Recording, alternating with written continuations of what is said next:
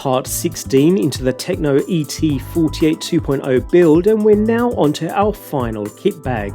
With the main body of the buggy complete, it's on to bag P, the rear wing.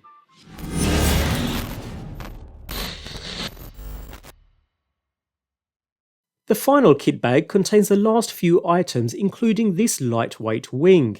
In its default form, it's set to give you the most downforce, and I'd recommend installing it as this to start with. Although by creating more holes in the dimples at the top of the mount, you're able to reduce the downforce depending upon your driving style. Also included in the bag are body mounts, which we can go ahead and place directly onto the body post for safekeeping. And finally we have 4 wheel nuts, which again we can place onto our wheel hexes for safe storage, ready for when we add wheels to the buggy.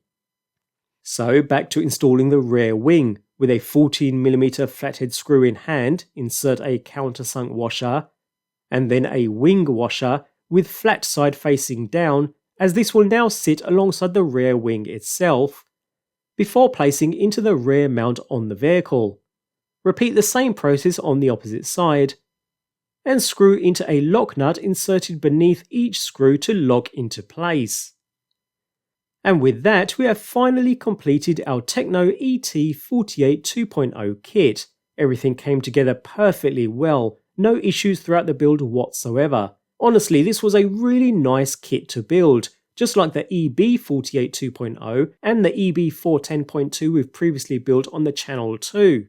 All that's left is for electronics to be mounted and set up, the body to be painted, and the wheels to be installed depending upon the surface you wish to run the vehicle on. For now though, that's our ET48 2.0 build complete. Whether you're a pro or a complete beginner to builds like this kit was a joy to construct, and with the right selection of electronics and wheels for your racing style, it's easy to recommend.